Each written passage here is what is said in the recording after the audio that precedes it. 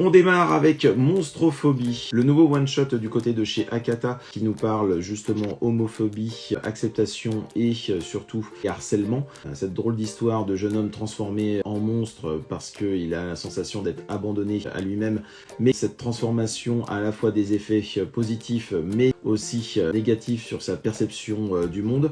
Didactique et tout en douceur mais en même temps totalement crédible, un one-shot pas loin d'être un indispensable chez Akata. On continue avec les œuvres de jeunesse de Fumio Kono après Pour Sanpei, un recueil agencé de manière plutôt intelligente qui nous permet de retrouver les jeunes travaux de cette autrice de grand talent. On perçoit à la fois son talent mais aussi forcément les petits travers des débuts. Une très belle douceur se dégage de ce recueil. Ces petites histoires à la fois joyeuses, oniriques et parfois un peu tristounes. Pas tout à fait la porte d'entrée idéale pour cette autrice par contre.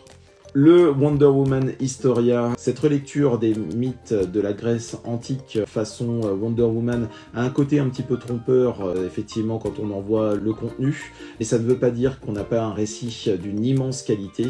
Production ambitieuse, féministe, bien articulée, à travers trois artistes au sommet de leur art, juste sublime pour les yeux, extrêmement émouvant, un must du DC Black Label à n'en pas douter. Et enfin, Stéphane Fer se lance pour la première fois dans une série et ce récit initiatique et la marche brume démarre sur les chapeaux de roue. On retrouve le trait caractéristique et la colorisation particulièrement bien choisie pour cette histoire d'ogresse au cœur d'un village de sorcières. Une brume semble-t-il malfaisante qui entoure le village, des relents à la fois écologiques et féministes très bien traités. Il me tarde d'avoir le second volume tout simplement.